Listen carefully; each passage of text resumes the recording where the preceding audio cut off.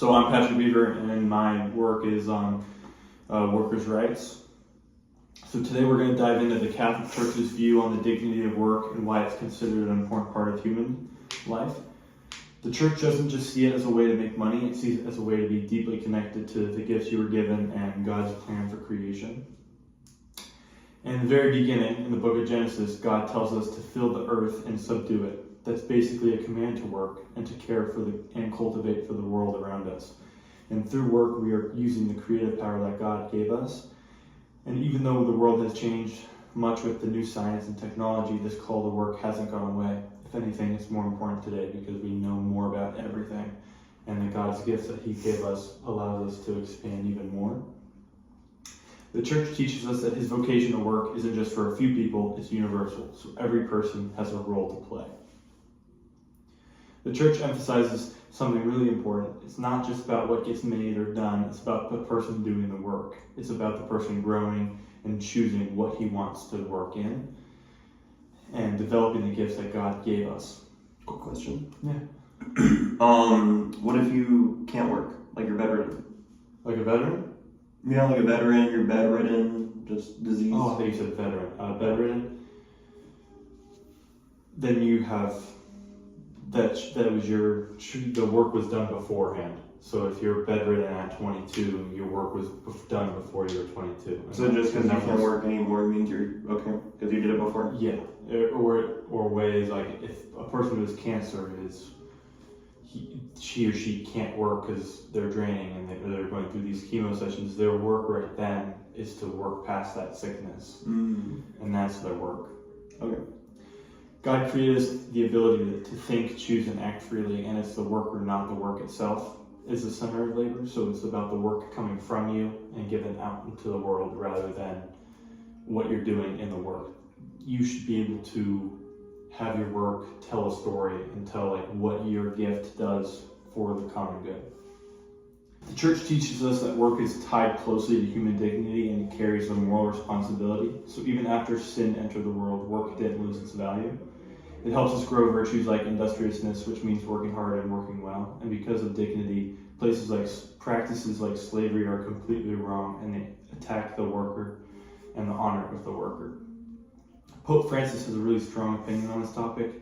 He says that dignity doesn't come from wealth or power, it comes from meaningful work and work that connects us to God, because it reflects the idea that God is present in all things.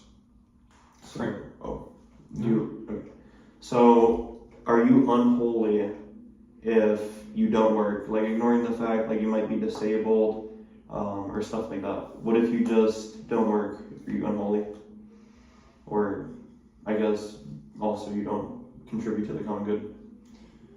Well, contributing to the common good comes in other ways than just besides work. But are you saying if you don't work, are you not contributing to the common good? Or are you saying if you don't contribute to the common good? Because isn't it if you work, then you're contributing to the common good and you're pushing God's glory? Well, there's many people that work that aren't Christians or Catholic that are still pushing towards the common good. Okay. So what I see it as is, even though you're not Catholic or you're not Christian, you're still working, and that work is also going towards the common good, even though you're not Catholic. And if someone is not going towards the common good, they're probably not holy. That's how I would put it. And because the Pope's view is that work connects us to God because it reflects the idea that God is in all things, and God gave us this gift, and we are choosing to pursue that gift. I would say that's another thing leading you into the common good. Okay. Francis criticizes systems that put profits over people. He says it damages human dignity, and he insists on fair wages, safe working environments, and protecting workers' rights. Francis also mentions that work needs to understand the care for the environment, reminding us that our labor should serve the common good and protect God's creation of the earth. And when it comes to material goods, the Church teaches that yes, private ownership is important and protects freedom and dignity, but ownership doesn't erase the fact that God intended that Earth's resources be used for everyone. So that's why our government should regulate, but also not be But it should also sometimes be necessary to ensure the common good is respected and that not too many people are abusing God's resources and the earth's resources. Mm-hmm. Work is seen as one of God's gifts to humanity. Again, through our work we develop the use and the talents that God gave us, and not to hide them, but to serve the greater good. And when we work, we're participating in God's ongoing creation. Work challenges us to be disciplined, creative, and generous, and it's about becoming the people God calls us to be. Remember, we are not made for work, but work is made for us to live out our gifts. And when I mention work, it could be many different things for many different people. Like, for example, NFL players, that's their work, Mm-hmm. and their talent is athletic abilities, and such as someone running faster than any other person who's ran, and they run that play, or that's their work, and they're mastering their gift that God gave them to the common good. Mm-hmm. Or it could be someone who types at a computer for 8 hours, that's their coding, or whatever. So we just have to remember that work is made for us, and we get to choose. Pope John Paul II said that work should pay fairly and allow people to take care of their families. He also supported the unemployment benefits, healthcare, retirement, and union rights. So back to your question about what happens when you're bedridden or you physically can't work. We should have had supported them when they were able to work, where they have these unemployment benefits, where the government plays a part in regulating that they're safe and they have what they need to live. So wrapping up, in Catholic teaching, work isn't just about survival or making money. It's about dignity, service, virtue, and participating in God's plan. Every person has a value of who they are, and the way we structure work in society should always respect that human dignity. Thank you. And now that I've finished, what's your idea of what I'm saying? So you work not just for a paycheck, but you're working so that everyone else can enjoy God's creations, and you working adds on to the common good. But if you're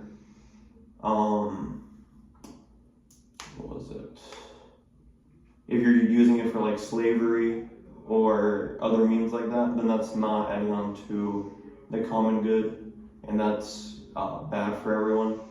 And while you do your work, you should also make sure that you're respecting God's creations. I would add on to the fact that work is we are not meant for work. Like our role on earth is not to just work.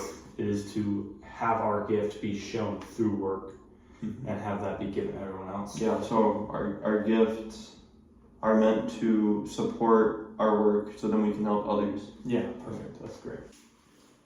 So I'm Angel Pacheco, and I'm going to be telling you about disability rights. So Jesus is calls us to embrace all people. Jesus calls us to treat all people, including those with disabilities, with love and respect.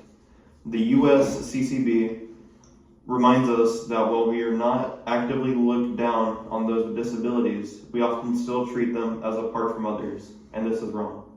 Everyone, regardless of ability, should be treated equally and with dignity, just like anyone else walking on the street.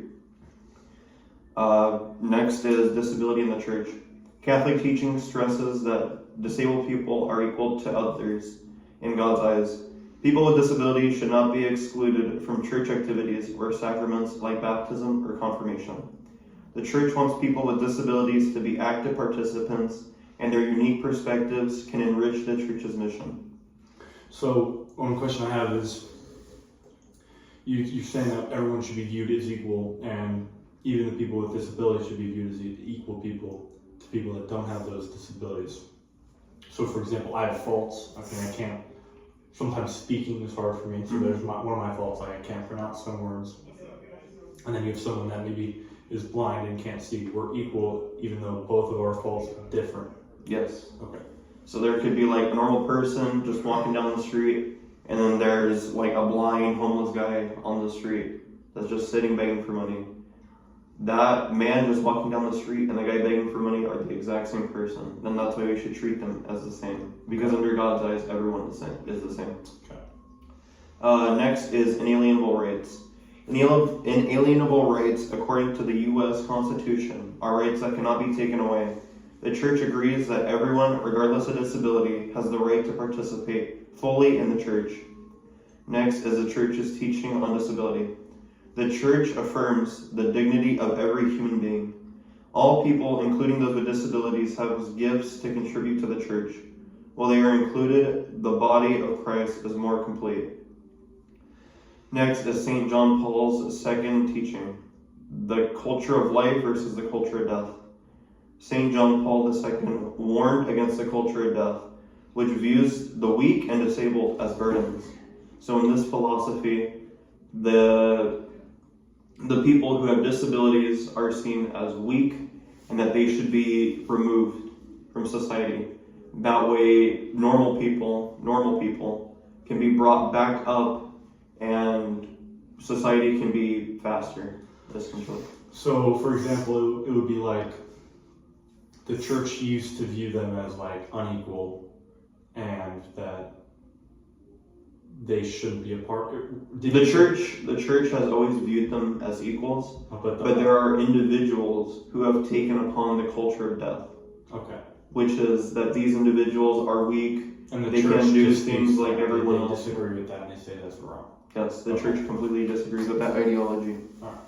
Because, again, they see everyone as the same, whether they're disabled or not. He strongly opposed euthanasia, stating that it is a violation of God's law, and that all life is sacred. This includes those with disabilities who have dignity and value no matter their condition. Next is Jesus and disability. In Mark 2, Jesus healed a paralyzed man.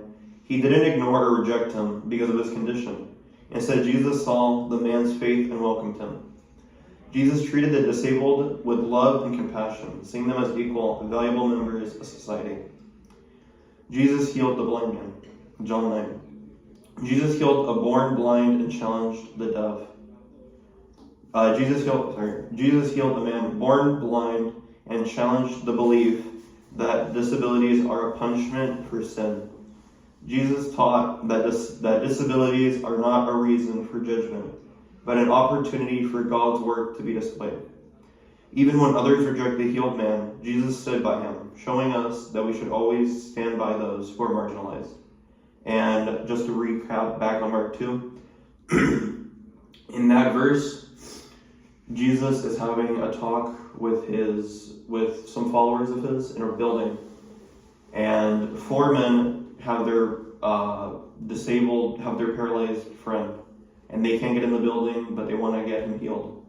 So they carve a hole in the roof and they lower him down onto Jesus, and Jesus heals him. And that is what the Catholic Church wants us to do. They want us to stand with our brothers and sisters, and that way everyone can have the glory of grace of God. So, and then just to wrap up, people with disabilities are equal in dignity and should never be excluded from community life. Jesus' actions and teachings show us to treat people with disabilities with love and compassion and respect. The Church calls us to fully include people with disabilities in all aspects of life, including the sacraments and community activities. And it's our duty to follow Jesus' example and embrace everyone regardless of their abilities. So after your teaching, my example or definition of treating, what was your topic? It was disability rights. Disability rights. So my understanding of disability rights is a person who can't walk, a person who can't see, and a person who can't hear, and then someone who looks fine and can read, can see, can hear, can walk. They're all equal and they all bring some type of common good to the world, and they all deserve the same respect, love, care, and compassion just as much as anyone else deserves. Yeah, so regardless of physical, mental disabilities, everyone is the same, and that we as a community under God, as Christians, or just anyone in general, we should be on the lookout to help these people, because Because these people, even though they're the same as all of us, they're sitting on the streets, they're homeless, because of just how they look and think, and that's not right. So we should be going more out of our way to help these individuals. All right, great.